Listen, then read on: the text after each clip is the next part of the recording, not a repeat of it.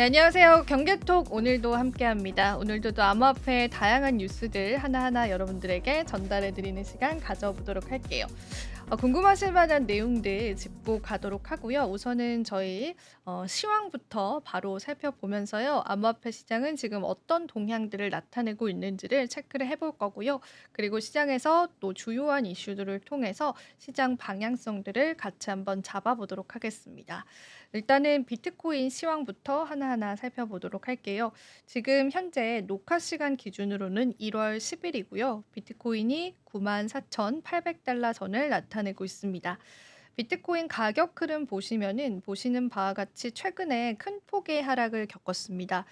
이 이유로 거론이 되는 게 이제 미국에 있는 실크로드 사건 관련해서의 이슈가 있었고, 트럼프가 취임 전에 아마 비트코인을 매각할 수도 있다라는 그런 설들이 시장에 나왔어요. 그래서 그런 부분들까지도 여러분들 염두를 해두시면 좋겠어요.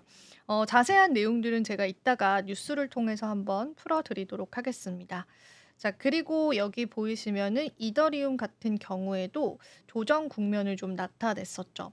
사실 이더리움은 이제 이더리움이 상승을 해야 알트코인들이 상승한다라는 소리가 있다 보니까 이더리움의 상승을 기다리셨던 분들이 상당히 많을 것 같은데, 역시나 힘을 못 쓰고 있습니다. 그래서 이더리움은 최근에는 그래도 비트코인과 다르게 4,000달러 선 더 높은 흐름을 보여줬다가 지금 현재는 3,300달러 선까지 좀 내려오고 있어요. 그래서 시장의 전반적인 마켓캡은 좀 축소가 됐다라고 보시면 되고, 지금 여기 보시면 이 크립토 공포 탐욕 지수도 43을 나타내고 있습니다. 사실 우리가 불장이다라고 한다면 이 공포 탐욕 지수도 굉장히 높아지거든요. 그래서 이 공포 탐욕 지수가 좀 이 정도로 낮아진 거는 거의 몇 개월 만에 최저치다라고 해요. 그래서 이제 전반적으로 1년 동안의 공포 탐욕 지수 통계를 보시면은 여기 보이시는 것처럼 시장 불장 직전에는 공포 탐욕 지수가 굉장히 높게 치솟고 있어요. 근데 이제 시장이 지금 조금 약세를 나타내니까 공포 탐욕 지수가 급격하게 내려가고 있는 모습까지도 여러분들 확인이 되실 겁니다. 그래서 딱 놓고 봤을 때는 이 공포 탐욕 지수가 시장의 가격과 너무 상관관계가 높아요.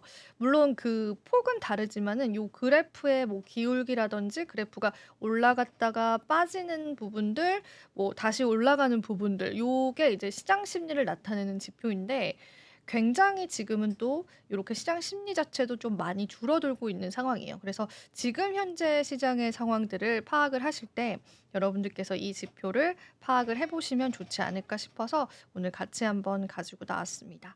자, 그리고 이제 테더가 시가총액 상위로 다시금 자리를 잡은 모습까지도 확인이 되고 있는데, 테더 코인 같은 경우에는 사실 이제 미국의 미카법이 시행이 되면서 이 미국 쪽에서 퇴출될 수 있을 것이라는 가능성이 대두가 됐어요. 그래서 테더가 사실은 스테이블 코인이다 보니까 가격의 변동성은 이제 거의 없습니다. 1달러를 거의 맞추가는 표정 그러한 모습이기 때문에 변동성은 없는데, 다만 시가총액적인 부분에서의 변동성이 자꾸 나와요. 그래서 만약에 테더가 유럽 내에서 퇴출이 되게 된다면은 이 테더의 입지가 좀 좁아지고, 리플 같은 경우에는 최근에 스테이블 코인이 나왔잖아요. 그래서 이 스테이블 코인이 출시됐기 때문에 그 테더를 대신할 수 있을 것이다, 그런 이야기들이 좀 나와요. 그래서 리플 코인이 오히려 테더의 시가총액을 상회하는 그러한 모습들까지도 최근에 시황을 통해서 저희가 좀 확인을 해볼 수 있었던 사안이었습니다.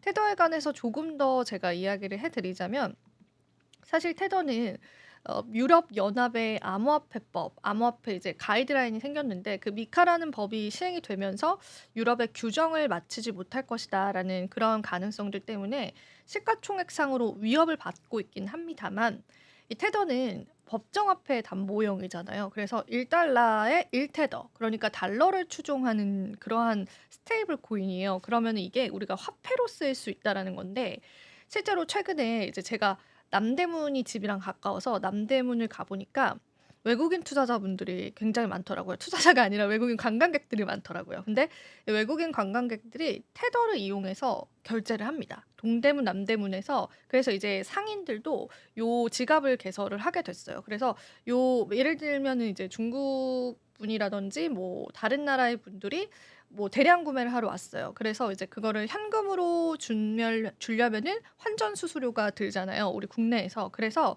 요 지갑을 받아요. 상인의 지갑을 받아서 요 테더를 보내줍니다. 그 1달러에 맞게. 예를 들면 내가 뭐 1000달러 어치 샀다. 그러면은 이제 1000테더를 보내줘요. 그러면은 그 상인은 그 테더를 갖고 있는 거예요. 그러다가 이제 달러로 다시 바꿀 수가 있기 때문에.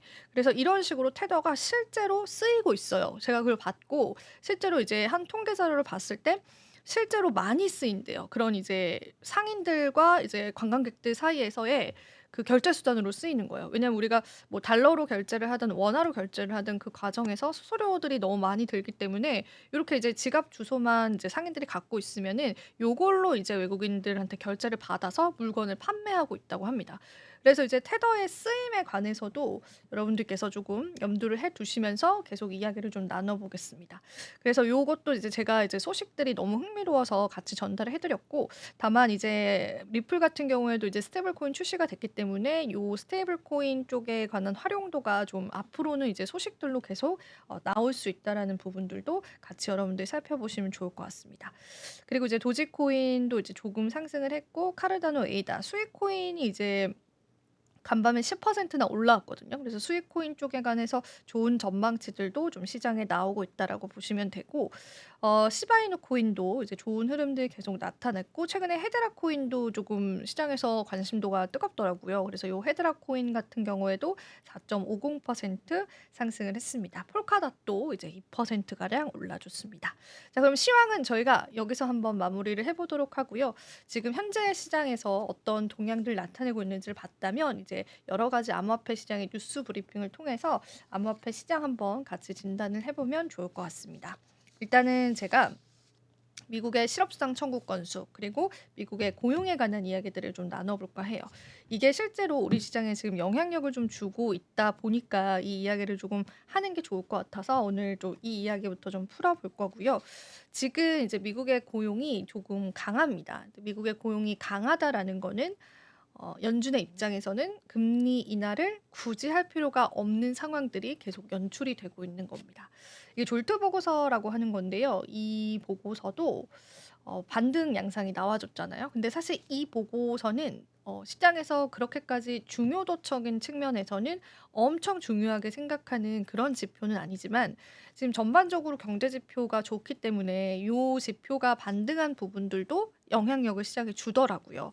그리고 이제 미셸 보먼 그런 의사가, 그러니까 페드 의원들 중에서도 굉장히 매파적인 인물이에요. 그분이 간밤에 또 이런 이야기를 했어요. 금리 인하는 올해 하지 않을 것이다. 그래서 그 이야기들 때문에 시장의 유동성적인 측면에서 굉장히 이제 축소의 국면에 들어가지 않을까, 그런 생각들이 좀 나오면서 시장을 좀 눌렀습니다. 그리고 문제가 됐던 게 실업수당 청구 건수예요. 이렇게 지표를 보시면 아시겠지만, 제가 인베스팅닷컴에서 실업수당 청구 건수를 이제 요때가 이제 코로나 때거든요. 엄청 치솟았었잖아요. 요때 여러분들 기억을 하실 거예요. 이러면서 이제 인플레이션이 CPI 지표가 9% 넘게 상승을 하면서 뭐 글로벌 경제 위기다 이런 게 촉발됐었던 건데, 이 실업수당 청구 건수를 잡기 위해서 연준 측에서의 정책들이 좀 나왔던 거고, 이 지표를 또 중요하게 생각을 하기 때문에 고용 노동 지표를, 그래서 이 부분에 관해서도 굉장히 이제 시장이 매크로 변수를 많이 가져갔었어요. 그 당시에도 여러분들 기억이 나실 거예요. 그런 상황에서 일단은 이거를 급격하게 좀 잘 잡았어요, 연준 입장에서는. 그리고 이제 완만하게 가고 있죠. 거기에다가 최근에 또 꽉 낀 거예요. 그러면은 연준 입장에서는 연준이 목표로 했었던 그런 고용들 좀 단단하다, 그런 이제 해석들이 시장에 나오게 된 거죠. 그러면서 이제 시장에서는 금리 인하를 서둘러서 할 필요는 없다라는 인식들이 좀 퍼지게 되면서 그간 이제 금리 인하를 기대했었던 시장의 유동성들이 좀 급격하게 축소가 되는 모습이 보여졌고, 통상 이제 암호화폐 시장에 특별한 호재 그리고 특별한 악재가 없을 경우에 뉴욕 증시 영향력을 많이 받아가요. 특히나 매크로 변수, 거시경제 영향을 많이 받아가는데, 지금 상황이 이렇다 보니까 비트코인 역시도 눌리고 있고 지금 사실 비트코인 측면에서는 나올 만한 호재들이 좀 많이 반영이 됐잖아요. 트럼프가 당선이 됐다거나 뭐 SEC 의장이 이제 잘렸다거나 요런 것들이 다 많이 반영이 됐기 때문에 이제는 이제 거시경제, 매크로 변수 쪽에 좀 집중을 하는 것 같습니다. 시장 색깔 자체가. 그래서 그러다 보니까 요 부분들이 굉장히 좀 안 좋게 나온다고 보시면 되고 그리고 저는 또 이 이야기를 전달을 해 드리고 싶습니다. 체코의 중앙은행 총재가 비트코인을 전략적 준비금으로 고려를 한다라고 합니다. 체코의 중앙은행 알레시 미흘 총재가 외환 보유고의 다변화를 위한 방안으로 비트코인 보유 가능성을 언급을 했습니다. 근데 이제 사실 체코뿐만이 아니라 제가 지금 이제 몇 가지 나라들을 알려드릴 거예요. 체코도 그렇고 어떤 나라냐면 스위스 쪽에서도 이 이야기가 나왔습니다. 스위스에서는 금 보유량에 비트코인을 추가하는 방안을 검토를 하자 이런 이야기가 또 나왔고요. 그리고 또 있어요. 독일도 이야기가 나왔습니다. 지금 물밀듯이 여러 나라에서 이 전략적 준비금 이야기가 좀 나오고 있거든요. 이제 독일 같은 경우에도 전 재무장관이 비트코인 도입이 달러의 의존도를 줄일 수 있는 방안이다. 또 이렇게 이야기를 했습니다. 그리고 아시아 중에서 홍콩도 암호화폐 친화적인 그런 국가잖아요. 홍콩 같은 경우에도 우지혜장 의원 같은 경우에서 이제 비트코인을 금융 준비 자산으로 통합해서 경제 회복력을 강화해야 한다라고 그렇게 주장을 했습니다.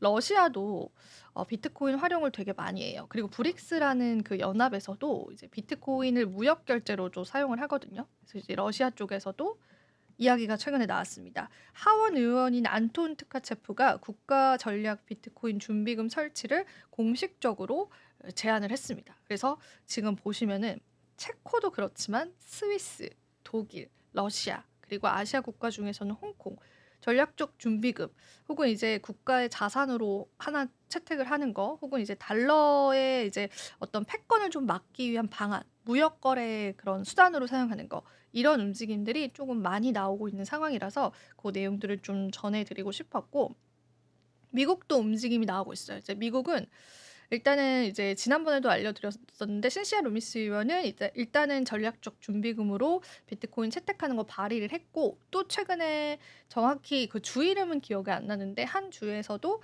그 의견이 발의가 됐어요. 그게 어떤 거냐면 비트코인으로 월급을 좀 받을 수 있도록 하는 법안이에요. 그래서 예를 들자면 제가 회사를 다니고 있는데 사장님한테 "저 월급을 비트코인으로 주세요." 이런 게 좀 가능하게끔 하는 법안이거든요. 그리고 또 이제 상인들도 결제를 할 때 비트코인 결제도 받습니다." 이런 식으로 이제 해 놓으면 가서 이제 구매자가 비트코인으로 결제를 할 수 있게끔 하는 그런 법안들이 또 발의가 되면서 비트코인의 활용도에 관해서도 시장에서는 조금 주목을 하고 있다라고 보시면 됩니다. 그래서 오늘 제가 또 거시경제 리스크 그리고 또 요런 이제 각각 나라별들 전 세계에서 비트코인 전략적인 준비 자산 채택한다라고 하는 내용들 같이 좀 전해 드렸고요. 그리고 이제 또 이어지는 소식도 계속 들려드리도록 하겠습니다. 요거 같은 경우에는 리플 앞서도 말씀드렸다시피 글로벌 시장에서 다시금 주목을 받고 있습니다. 리플이 출시한 RLUSD가 EU가 이제 규정이 시행이 되면서 테더의 대안으로 떠올랐다라는 소식인데 앞서도 제가 시황 브리핑을 하면서 여러분들에게 알려드렸었던 내용입니다. 리플이 선보인 RLUSD의 거래량이 계속해서 빠르게 급증을 할 것으로 예상이 된다라고 합니다. 지난해 말부터 EU의 미카 시행으로 규제를 준수하도록 설계된 RLUSD는 현재 시장에서 굉장히 유리한 위치를 차지하고 있다고 합니다. 그리고 이제 미카 규정이 전면 시행이 되면 유럽에서 이제 스테이블 코인이 12월 30일 상장 폐지가 된다. 이로 인해서 RLUSD와 같은 규정을 준수하는 스테이블 코인에 새로운 기회가 열릴 수 있다라고 덧붙이기도 했습니다. 쉽게 이야기하자면 어떤 내용이냐면 미카라고 하는 법안은 이제 유럽 연합이 암호화폐 관련한 가이드라인을 설정했던 그런 법안입니다. 이게 이제 발의가 되고 시행이 될 것이다라는 소식이 아마 작년 초였나 그때쯤 전달이 됐던 것 같아요. 그래서 미카가 시행되는 그 미카의 항목들에 따라서 암호화폐 시장이 유럽 내에서 좀 변화가 올 수 있잖아요. 근데 그 항목들을 찾아보니까 테더에게 좀 불리한 굉장히 불리한 항목이 있었어요. 테더라는 건 이제 스테이블 코인이잖아요. 근데 이제 그 항목을 테더가 과연 지켜줄까? 미카의 규정을 지켜줄까? 현실적으로 미카의 규정을 지킬 수 없다라는 분석이 많았습니다. 그래서 미카가 유럽 내에서 퇴출이 될 것이다. 테더가 유럽 내에서 퇴출이 될 것이다라고 하는데 테더가 이제 바라볼 때 유럽 시장도 크거든요. 그러니까 예를 들면은 영국 하나만이 아니라 그 유럽 연합 시장이에요. 그래서 그 시장이 크다 보니까 테더도 이제 웬만하면 미카엘 규정을 준수해야 되는데 그러지 못할 경우에 퇴출이 될 수가 있는 거죠. 근데 이제 리플은 스테이블 코인이 나왔는데 리플의 스테이블 코인 자체는 미카 시행의 규제를 준수하도록 설정이 된 스테이블 코인이에요. 그러다 보니까 이 미카가 시행이 돼도 이런 리플의 USD는 퇴출될 가능성이 없는 거죠. 그래서 그러면은 테더를 못 쓰면은 이제 유럽에 계신 분들께서 그러면은 리플의 스테이블 코인을 써야겠다. 이런 생각이 자연스럽게 들게 되잖아요. 그래서 그 대안으로 좀 떠오를 수 있다 보니까 수요가 굉장히 커질 것이다라는 그런 가능성이 대두가 됐습니다. 그래서 실제로 리플 스테이블 코인이 쓰이는 과정 중에 리플이 소각이 되기도 해요. 근데 이제 어쨌든 소각이 된다라는 거는 공급이 또 줄어든다는 거기 때문에 그 리플의 가격적인 측면에서도 올라갈 것이다. 그런 분석들이 좀 나온 거예요. 그래서 이제 그 분석들이 이제 리플의 또 하나의 호재로 좀 작용이 되고 있다. 그렇게 보시면 될 것 같고 다음 소식도 바로 전해드릴게요. 지금 게리 겐슬러 사임이 얼마 남지 않았습니다. 트럼프가 취임하면서 이제 임기를 마치고 사임을 하게 될 건데 최근에 팀 스콧 미 공화당 상원의원이 SEC 의장 후보인 폴 애킨스의 금융규제 주요직 임명을 지지한다라고 하면서 그의 풍부한 규제 경험으로 게리 겐슬러 의장이 자본시장과 미국 경제에 끼친 피해를 되돌려놓을 것이다. 이렇게 발언을 했습니다. 게리 겐슬러는 이제 암호화폐 저승사자다라고 할 수 있을 정도로 이 인물입니다. 암호화폐 시장에서는 워낙 이제 악명 높기로 유명한 인물인데 그렇기 때문에 폴 애킨스로 이제 트럼프가 바꾸겠다라고 공약을 했어요. 폴 애킨스로 바꾸겠다라고 한 건 아니고 게리 겐슬러를 자르겠다라고 공약을 했었어요. 암호화폐 투자자들한테 열렬한 지지를 얻었잖아요. 그래서 암호화폐 시장이 굉장히 이제 상승을 하기도 했었는데 이제 그래서 이제 보시면 내용을 계속 쭉 보시면은 이 스콧 의원 같은 경우에는 디지털 자산 옹호자로 알려진 인물이에요. 그래서 여기 보시면 팀 스콧이 직접 본인이 SNS에 게재를 했죠. 그래서 이제 미국 내 블록체인 개발을 장려하는 정책을 계속해서 추진을 했다라고 합니다. 그래서 요 인물입니다. 근데 요 인물이 게리 겐슬러를 이제 대놓고 비판을 하면서 새로운 SEC 의장을 환영한다. 이렇게 또 발언을 한 거예요. 그 지난해 12월 성명문까지 이분이 내셨습니다. 디지털 자산은 금융 세계를 민주화할 잠재력을 가지고 있다라고 이야기를 했고, 그리고 이 SEC 의장 옆에 계신 이분한테는 날선 비판들을 계속해서 이어져 가고 했다라고 합니다. 왜냐하면 사실 바이든 행정부가 추진 중이었던 그런 법이 있는데요. 비트코인 채굴에 30% 세금을 부과하려고 했던 그런 또 법이 있어요. 근데 이거는 암호화폐 생태계에 있어서는 사실은 굉장히 안 좋은 그런 법안이잖아요. 그래서 바이든 행정부가 굉장히 암호화폐에 또 안 좋은 그런 인식들을 가지고 있었던 부분이 있다 보니까 트럼프도 환영하고 또 트럼프가 지명한 SEC 위원장도 환영을 하고 또 이런 내용들이 계속 담긴 겁니다. 근데 일단 바이든 행정부의 세금 부과 그리고 게리 겐슬러 의장은 업계에서 적대적인 태도로 미국 내 블록체인 사업을 또 저지를 해왔다. 그런 내용들을 좀 하면서 이제 계속되는 겐슬러 비판을 이제는 대놓고 하게 됐습니다. 사실 이 게리 겐슬러는 지금 사임을 얼마 앞두고 있지 않은 시점에서도 계속되는 이제 암호화폐 산업에 관한 비판 강도를 지금도 이어져 오고 있습니다. 그래서 몇몇 인터뷰가 이제 외신 기사로 게재가 되기도 했었는데 이제 그 기사들에 이제 사람들은 크게 관심이 없죠. 왜냐하면 이제는 물러날 인물이기 때문에 폴 애킨스라는 인물이 왔을 때 변화에 더 주목을 하는 거지. 예를 들면 우리가 지금 조 바이든 대통령의 뭐 여러 가지 기사가 나긴 하지만 그 조 바이든 대통령의 행동보다는 이제는 지도자가 될 트럼프의 행동에 더 관심이 많잖아요. 그래서 그런 부분들을 봤을 때 이 게리 겐슬러는 마지막까지 암호화폐가 이제 사기와 조작에 취약하다라는 입장을 표명하고 있긴 하지만 시장의 영향도는 굉장히 미비하다라고 여러분들이 그렇게 보시면 될 것 같습니다. 그리고 이제 후보자로 지명이 된 폴 애킨스 같은 경우에는 디지털 자산 옹호자로 분류가 되는 인물이기 때문에요. 앞으로 또 어떤 모습을 보일지 우리가 좀 주목을 하고 있는 부분들이기도 하고, 근데 사실은 게리 겐슬러도 이 블록체인 업계를 아시는 분이었거든요. 그래서 처음에 임명이 됐을 때 크립토 투자자들이 기대를 많이 했었어요. 근데 막상 나와서 집권을 하는 모습들을 보니까 이제 암호화폐 업계들한테 소송건만 진짜 몇백 건을 했다고 해요. 소송을 계속 거는 거예요. 그 블록체인 기업들한테. 100 몇 건으로 제가 알고 있거든요. 그 정도로 이제 암호화폐 산업을 굉장히 이제 규제하려고 했었던 인물이 됐습니다. 근데 일단 이제 폴 애킨스도 어떤 스탠스를 취할지는 장담할 수 없지만 우리에게 든든한 뒷배가 있죠. 트럼프라고 하는 이제 비트코인 대통령이 이제 당선이 된 상황이기 때문에 폴 애킨스의 행동에도 그리고 그 귀추에도 우리가 좀 주목을 해보는 시점이다라고 보시면 되겠습니다. 자, 그러면은 이제 저희 또 마지막 또 뉴스들 같이 전해드리면서 이야기 쭉 나눠가 보도록 하겠습니다. 이번에는 이제 지표적인 차원에서 암호화폐 시장 뉴스들 전해드릴까 해요. 일단 10일 암호화폐 무기한 선물 시장에서 지난 24시간 동안 총 3억 7,500만 달러 규모의 포지션이 청산이 됐다라고 합니다. 이 중에 롱 포지션이 2억 6,388만 달러로 대부분을 차지했고요. 포지션 청산으로 영향을 받은 트레이더가 무려 13만 명에 달한다라고 합니다. 대규모의 청산이 조금 있었다라고 보시면 돼요. 비트코인 가격도 좀 흔들리기도 했었고. 그래서 이제 보시면은 암호화폐 선물 시장에서 비트코인은 가격 변동성이 있었잖아요. 간밤에 변동성이 확대가 되면서 숏과 롱 포지션 청산이 번갈아서 일어났고요. 비트코인의 급락으로 롱 포지션이 대량으로 청산이 됐습니다. 롱이 이제 청산이 됐다라는 거는 이제 상방에 베팅을 했었던 그런 이제 투자자분들께서 여기 딱 보이시죠? 1hour, 4hour, 24hour, 12hour. 그러니까 굉장히 이제 상방에 투자를 했었던 투자자분들께서의 물량이 다 청산이 된 거예요. 왜냐하면 비트코인이 하락했기 때문이죠. 그래서 그런 이제 시장의 흔들림이 있었고, 시간대별로 보면은 12시간 내에서만 1억 8,755만 달러의 청산이 발생을 했습니다.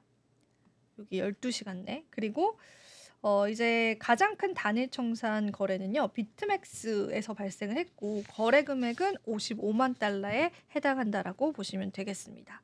그리고 4시간 청산 비율의 히트맵도 볼게요. 여기가 이제 24시간 청산 비율이고 여기 보시면 4시간 비율이에요. 4시간 기준 청산 히트맵 같은 경우에는 이제 대부분 중립을 유지했지만 온도 파이낸스와 도지코인, 에테나, 체인링크는 음수를 나타냈다라고 합니다. 여기 보시면 각각의 토큰들도 보이실 거예요. 전문가들은 이제 과도한 레버리지 사용이 청산 위험을 크게 높일 수 있다라고 경고를 했고요. 신중한 접근과 또 포지션 조정, 시장 상황에 대한 철저한 모니터링을 강조하고 있다라고 이야기하기도 했습니다. 참고로 해보시고 대규모 청산이 좀 일어났기 때문에 비트코인 가격에도 영향을 줬다. 그렇게 같이 보시면 되겠습니다. 자, 마지막 소식 전해드리겠습니다. 지금 비트코인 박앤세일이다 라고 하시는 분이 또 있었습니다. 부자 아빠로 유명하신 분이죠. 베스트셀러 부자 아빠 가난한 아빠의 저자 로버트 기요사키가 비트코인 폭락은 좋은 소식이다. 비트코인 폭락은 비트코인이 박앤세일 중이다라는 뜻이다라고 이야기를 했습니다. 사실 이제 이분은 워낙 비트코인 옹호자이다라는 거는 참고해 보시고 제가 알려드린 뉴스는 보시면 될 것 같고요. 글로벌 암호화폐 이제 시황 중개 사이트 코인마켓캡에 따르면 이제 비트코인이 한때 93,000달러까지 좀 떨어졌었거든요. 그런데 이제 기요사키 같은 경우에는 올해 비트코인에 관한 목표가를 35만 달러까지 보는 인물입니다. 우리 돈으로는 약 5억이 넘어가는 건데 이 35만 달러까지 치솟을 수 있다라고 내다보고 있는 그런 인물이기 때문에 오히려 이렇게 하락했을 때 담아야 한다 이런 이야기들이 좀 전해졌고요. 이거랑 번외로 엘살바도르도 지금 비트코인 추가 매입에 관한 준비를 또 하고 있다라고 해요. 그리고 이제 마이클 세일러는 이제 어떻게 할지는 아직 공식적으로 나온 게 없지만 이제 마이크로 스트래티지도 추가 매입을 할 수도 있다라는 가능성도 시장의 가치 대두가 되고 있다라고 보시면 될 것 같습니다. 일단 비트코인 폭락 따라서 본인은 비트코인을 계속 구매하고 있다라고 이야기를 했기 때문에 또 어떤 투자자의 시점에서는 요런 게 또 매수의 기회로 또 작용이 된다라는 시장의 다양한 시선들 같이 살펴보시면 되겠습니다. 자, 이렇게 해서 또 오늘 경계톡 다양한 내용들 전달을 해 드렸습니다. 오늘도 여러분들에게 도움되셨을 시간이길 바라고요. 저는 또 다음 경계톡에서요. 또 좋은 내용들 같이 전달을 해 드리면서 여러분들이 시장 방향성 잡는 데 도움을 드려 보도록 하겠습니다. 자, 오늘도 긴 시간 동안 시청해 주신 여러분 고맙습니다.